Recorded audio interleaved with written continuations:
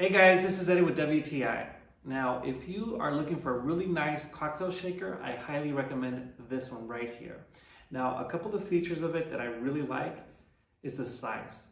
It's not too big and it's not too small, so it's a good size to travel with and to have at home for your in-home bar. It's got a little 1 ounce lid that you can fill up. It's got a built-in strainer right here. And it's also got a lid that pops up.